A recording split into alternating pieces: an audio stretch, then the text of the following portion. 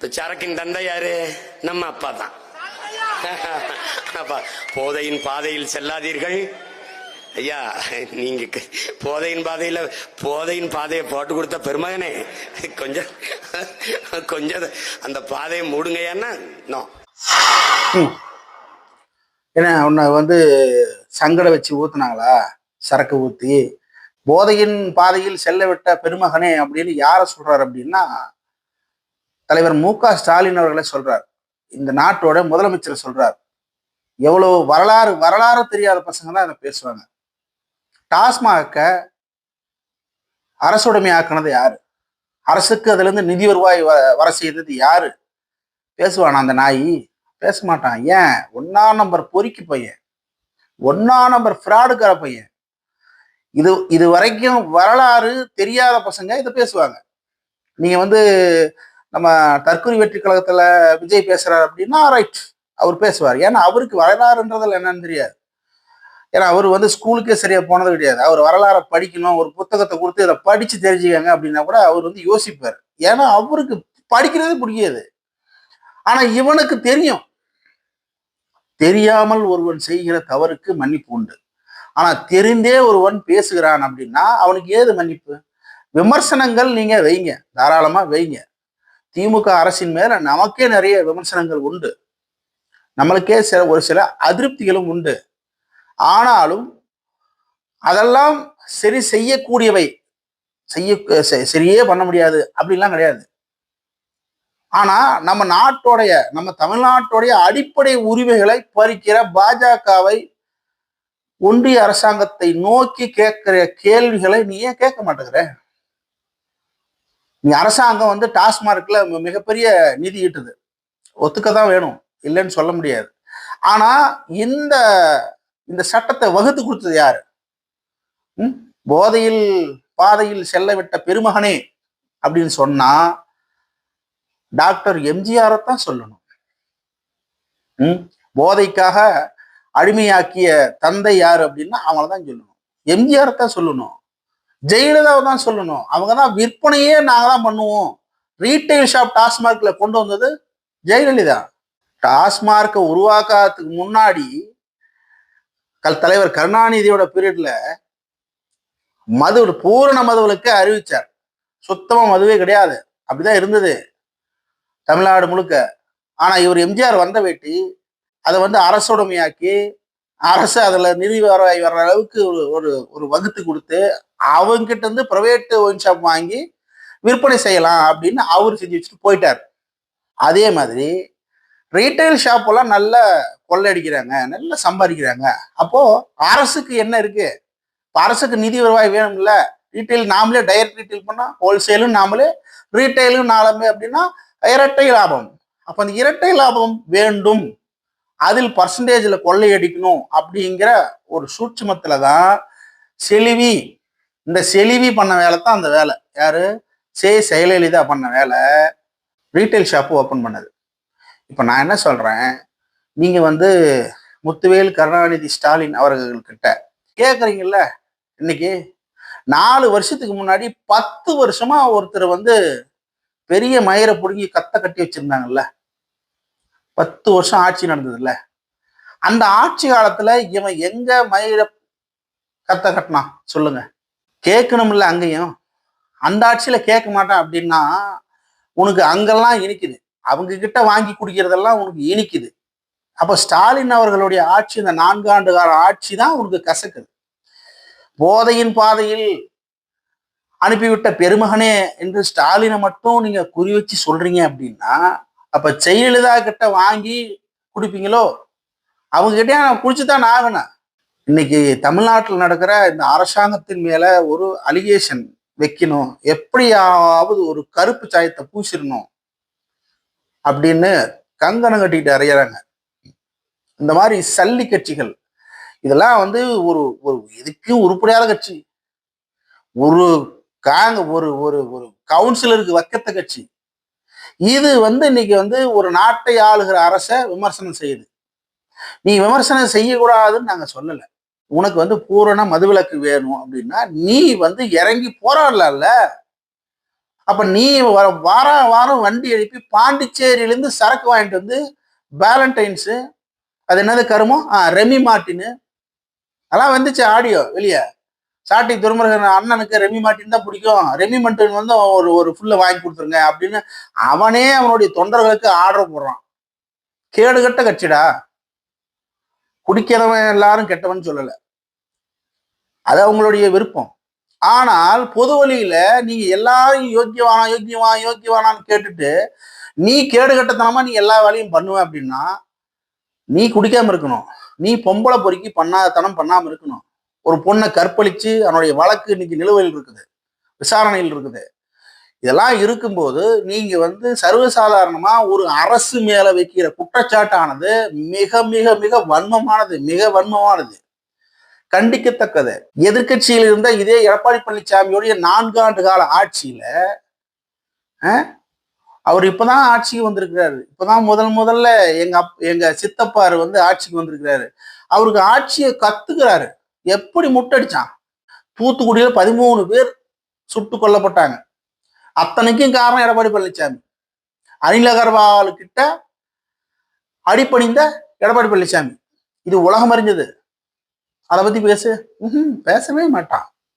இன்னைக்கு நீட்ல அனிதா இறந்துருக்கிறாங்க. அதுக்கு காரணம் எடப்பாடி பழனிசாமி.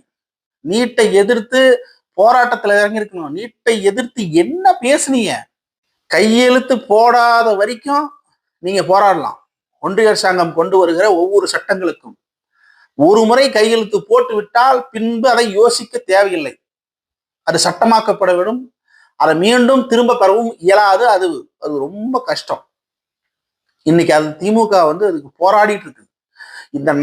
இவர்கள் செய்த அந்த 4 ஆண்டு கால அட்டூழிய ஆட்சியில நடந்த எல்லா விஷயங்களுக்கும் திமுக ஒவ்வொரு இடத்துலையும் போராடுகிறது. அரசோட நிதி விவகார சுத்தமா முடக்கிற ஜிஎஸ்டியை எதிர்த்து இவங்க என்ன கேள்வி கேட்டாங்க? நான் ஒண்ணு கேட்கிறேன். சீமான், நீங்க நாளைக்கு வந்து முதலமைச்சர் ஆகணும் அப்படிங்கிற கனவோடு தான் பயணிக்கிறீங்க. ஒவ்வொரு கட்சியும் அந்த கனவோடு தான் பயணிக்கும், கட்சி தலைவர்கள். அப்ப சீமான் வந்து தனித்து நிற்கிறேன், 234 தொகுதியிலும் என்னுடைய வேட்பாளராக தனித்தனியாக நிற்பேன் அப்படின்னு ஒவ்வொரு வாட்டி நிற்கிறீங்க. நீங்க சிஎம் ஆனாலும் நிதி பற்றாக்குறை வரும். எப்படி தானா வந்துருமா? வராது இல்ல. அப்ப அதுக்கான நிதி எங்கிருந்து வருது? ஒன்றிய அரசாங்கம் இன்னைக்கு வந்து நம்மளுடைய நிதியை ஜிஎஸ்டிங்கிற பேர்ல அவங்க கொள்ளையடிச்சு அவங்க வந்து செழிப்பா வாழ்றாங்க, கொள்ளையடிக்கிறாங்க. 7.5 லட்சம் கோடி ஊழலுங்கிறாங்க. யாருக்கும் சொரணை வரல. யாருக்கும் வந்து நாட்டோட சொத்துக்கள் கொள்ளையடிக்கப்பட்டதுன்னு கேள்வி கேட்க ஆள் இல்லை. நிலக்கரி இறக்குமதியில இரட்டை ஃபைல மூவ் பண்ணியிருக்காங்க. 2 முறை பில்லை வந்து அங்க ஒரு பில்லு இங்க ஒரு பில்லுன்னு ஏமாத்தி இந்தியாவில் வந்து கரண்ட் பில்லு அதிகமானதுக்கு காரணமே அதானி தான் அப்படின்னு ஹிண்டன்பர்க் அறிக்கையா கொடுக்குது. இந்த அறிக்கையை நோக்கி கேள்வி கேட்க கூட துப்பிட்ட அரசாங்கமா இன்னைக்கு பாஜக இருக்கு. அதை கேள்வி கேட்க சொல்லுங்க. 40,000 கோடி இதுல லாபம் மட்டும் அதானிக்கு. அப்போ இவ்வளவு விஷயங்கள் அடங்கி இருக்குது. இதை பத்தி எல்லாம் பேச சொல்லுங்க, பேச மாட்டான். டாஸ்மார்க்கை பத்தி பேசினாதான் அங்க இருக்கிற பெண்களுக்கு டாஸ்மார்க் வந்து நம்ம திமுக கவர்மெண்ட் சரியில்லை, இந்த திமுக கவர்மெண்ட்னாலதான் வந்து நம்மளுடைய ஆண் வந்து, அதாவது தன்னுடைய கணவர் வந்து குடிக்கிறாரு, அழிஞ்சு போறாரு அப்படின்னு ஒவ்வொருவருக்கும் என்ன அரசு படுக்க வச்சு அவருடைய சங்கடையில வச்சு ஊத்தி, நீங்க குடிராஜா, நீ இவ்வளவு மிக்ஸ் பண்ணிக்கணும், இவ்வளவு தண்ணி, இவ்வளவு போதைக்கு இவ்வளவு தண்ணி ஊற்றணும், இவ்வளோ எம்எலுக்கு இவ்வளவு தண்ணி ஊற்றணும்னு சொல்லி கொடுத்து என்ன இவங்களுக்கு கிளாஸ் எடுத்து படுக்க வச்சு மடியில ஊத்துற மாதிரி பேசிட்டு இருக்கிறாங்க. கர்நாடகாவில் சரக்கு விற்கிறது இல்லை, பக்கத்தில் இருக்கிற பாண்டிச்சேரியில் விற்கிறது இல்லை, யூனியன் பிரதேசம் தானே, கேரளாவில் விற்கிறது இல்லை, ஆந்திராவில் விற்கிறது இல்லை. இவனே தானே பேசுனா. கல்லை நீங்க இறக்குங்க, கல்லை அரசு பானமா ஆக்குன்னு கேட்டால. கல்லுல எவ்வளோ கெமிக்கலை இவங்க வந்து சட்ட விரோதமா கலக்குறாங்க தெரியுமா? என்னென்ன பவுடர்கள் ஒரு மரணத்தால கொடுக்க முடியாத அளவுக்கு இவங்களே ஒரு பவுடரை போட்டு தண்ணியை போட்டு கலந்து போதை வஸ்துக்களை நிரப்பி அடிக்கிறான். ஒரு மரம் 1 லிட்டர் கூட கொடுக்காது ஒரு வேலைக்கு, அவ்வளவுதான் வரும் கல்லு. நீ 100 பேர் கீழ் நிற்பான் சொம்பு, ஒவ்வொருத்தனும் ஒவ்வொரு லிட்டர் சொம்பு வச்சு நிற்பான். சாத்தியப்படுமா? சாத்தியப்படாது. அப்போ அதுக்கான வேலை என்ன? அவன் உள் வேலை பண்றான். அதனால பல பிரச்சனைகள். வரலாறு பேசணும். ஏன் கல்லை தடை பண்ணாங்க அப்படிங்கிற வரலாறு வேணும். எத்தனை பேர் அதனால் அந்த கல்லை கண்ணுண்டதால் எத்தனை பேர் இறந்தார்கள்? ஏன் கல்லு கள்ளச்சாராய் மாதிரி கல்லையும் கள்ளக்கல்லை உருவாக்கியதால் எத்தனை பேர் இறந்தார்கள்? இந்த வரலாறு தெரிஞ்சு பேசணும். அந்த நாய்க்கு தெரியாது. இவன் செய்கிற அரசியல் எல்லாம் இவனுடைய குறிப்பிட்ட சமுதாயமான நாடார் சமுதாயத்துக்கான அரசியலை இவன் செய்யறதாக நினைக்கிறான். அவன் சொல்றான், பெரியாரை பற்றி ஒரு கருத்தை சமீபத்துல பதிவு பண்ணியிருக்கார். என்னன்னா பதிவு பண்ணான்னா, பெரியார் படிக்க வச்சான், பெரியார் படிக்க வச்சாருன்னு பேசுறீங்க, என் தாத்தன் காமராஜர் படிக்க வச்சாண்டா அப்படின்னு பதிவு பண்றாரு சீமானவர்கள். உங்க தாத்தன் காமராஜர் படிக்க வச்சாரு அப்படின்னா அவர் சிஎம்மா இருந்தார்ப்பா. பெரியார் இயக்கமாக இருந்தா காமராஜரை வற்புறுத்தினார். இந்த இடத்துல எனக்கு ஸ்கூல் வேணும், கட்டி கொடு அப்படின்னு இயக்கத்துல செயல்பட்டவர் யாரு? காமராஜர் அந்த இருக்கையில அமர்வதற்கான காரணம் யாரு? எதை பேச சொல்லு அந்த நாய. காமராஜரை ராஜாஜியை துரத்திட்டு காமராஜரை அந்த இருக்கையில உட்கார வைக்கிறதுக்கு பெரியார் பட்ட கஷ்டங்கள் எவ்வளவு, பெரியார் எந்த அளவுக்கு காமராஜருக்கு சப்போர்ட் பண்ணாரு, இந்த நாயை பேச சொல்லுங்க. பேசுவானா? அண்ணா தனி கட்சி ஆரம்பிச்சும் போது காமராஜருக்கு எவ்வளவு பெரியார் சப்போர்ட் பண்ணாரு, இந்த நாய் பேசுவானா? பெரியார் படிக்க வைக்கல அப்படின்னு நீ சொல்ற இல்ல, அன்னைக்கு அரசாங்கத்துல அவர் இருந்தாரு. ராஜாஜி மூடிய அனைத்து பள்ளிகளையும் அவர் திறந்தாரு. பெரியார் 4 கிலோமீட்டருக்கு ஒரு ஸ்கூல் வேணும், கட்டி கொடு காமராஜர்னு கேட்டாரு. பெரியாருக்கு வைத்த வாக்குறுதிக்கு காமராஜர் நிறைவேற்றினார். கல்விக்கண் திறந்த காமராஜர் அப்படின்னு நாங்களும் ஒத்துக்கிறோம். ஆனா நீ பெரியாரை இழிவா பேசுறது தான் காமராஜரை நீ தூக்கி பிடிக்கணும் அப்படின்ற அவசியம் இல்லை. ஆனா அவசியம் யாருக்கு இருக்குது? பாஜக அந்த அவசியம் இருக்குது. இவன் பாஜக கிட்ட நல்லா வாங்கி மடக்கு மடக்கு மடக்கு தினம் காலையில் சாயங்காலமும் மோடிக்கிட்டு பார்சல் வருது, வாங்கி குடிக்கிறான். அந்த குடிச்சிட்டு தான் பெரியார் மேல இருக்கிற வன்மத்தை கக்குறான். இல்லைன்னா பெரியாரை பேச வேண்டிய காரணம் என்ன? இத்தனை ஆண்டு காலம் கழித்து ஒரு தலைவன் தன்னுடைய ஆளுமையை செலுத்துகிறான்னா அவர் எவ்வளவு பெரிய ஆளுமையா இருந்திருப்பார். ஒரு அண்ணா திமுக, திமுக, இன்னும் பல கட்சிகள் பெரியாரை கொண்டாடுது.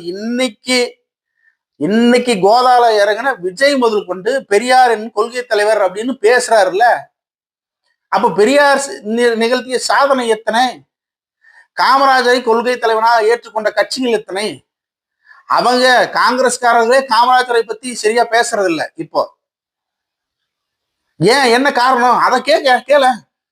காங்கிரஸில் இருப்பவர்கள் ஏன் காமராஜரை முன்னிறுத்துவதில்லை, காமராஜரை பேசுவதில்லை? இன்னைக்கு இருக்கிற செல்வ பரந்தகை ஐயாவை நான் சொல்லல, அவர் சரியா செய்யறாரு. அவர் தான் இன்னைக்கு காங்கிரஸை ஊர்ப்பித்துக் கொண்டிருக்கிறார் தமிழ்நாட்டில். யாராலையும் அதை மறுக்க முடியாது. ஆனால் இதுக்கு முன்னாடி இருந்த காங்கிரஸ் தலைவர்கள் காமராஜரை ஏன் கொண்டாடவில்லை? பேசு. காமராஜர் உன் சாதிக்கானவராக தானே நீ பாக்குற, உன் சாதிக்கானவராக தான்டா நீ பாக்குற சீமான். அப்போ உனக்கு எவ்வளவு இருக்கும்? உன் சாதி தலைவர் காமராஜர், என் பாட்டன் காமராஜர், பெருமைப்பட்டுக்கிறல்ல. அப்ப இதையும் பேசு. உங்க காமராஜரை தான் RSS இயக்கத்தை சார்ந்தவங்க அவருடைய வீடு டெல்லியில கொளுத்துனாங்க. காமராஜர் உயிரோட கொளுத்த முடிவு செஞ்சாங்க. காரணம் கேளு, என்னடா காரணம்? ஏன்டா என் தலைவனை, என் பாட்டன் காமராஜரை ஏன்டா நீ கொளுத்துன? கேளு. அருகது இருக்குதா உனக்கு கேட்கறதுக்கு? உன்னால கேட்க முடியுமா? முடியாது. ஏன்? தினமும் வர்ற பார்சல் மூத்திரம் வராது. அப்புறம் அதை எப்படி குடிக்கிறது? எப்படி உயிர் வாழ்றது? அதை குடிக்கலாம் எனக்கு உயிரே போயிருமே, எங்க அண்ணனுக்கு உயிரே போயிரும்ல. அவர் பேசுவதற்கான காரணம் காமராஜர் ஒரு மிகச்சிறந்த தலைவர் என்பதற்காக அல்ல. காமராஜர் ஒரு நாடார் சமுதாயத்தை சார்ந்தவர், நானும் நாடார் சமுதாயத்தை சார்ந்தவர் என்பதால் நான் பேசுகிறேன். மிகப்பெரிய சாதிய வன்மம் சீமான் செய்கிற அரசியல். இதில் தான் சொல்றார், தமிழருக்கான அரசியல், தெலுங்கருக்கான அரசியல், இதெல்லாம் சீமான் பேசுவதற்கான காரணமும் அதுதான். இத்தனை ஆண்டு காலம் கழித்தும் பெரியாரை குறிவைப்பதற்கான காரணம் இவர்கள் எல்லாம் பாசிசவாதிகளின் அடிமைகளாக இருப்பதால் மட்டுமே. பெரியார் அன்றைக்கும் சரி இன்றைக்கும் சரி பெரியார் தொண்டர்களை தொடங்கி இன்று வரை பாசிசத்தை எதிர்த்து தமிழ்நாட்டில் வளரவே விடாத செய்கிற பெரியார் இயக்கங்களுடைய வேலைகளை மட்டுப்படுத்துவதற்காக இப்போது இருக்கிற இளைஞர்களை தயார்படுத்தும் வேலையை செய்கிறான் இந்த கல்லூலி மங்கன். அவ்வளவுதான். அடுத்து நல்ல பதிவுடன் சந்திக்கிறேன். நன்றி, வணக்கம்.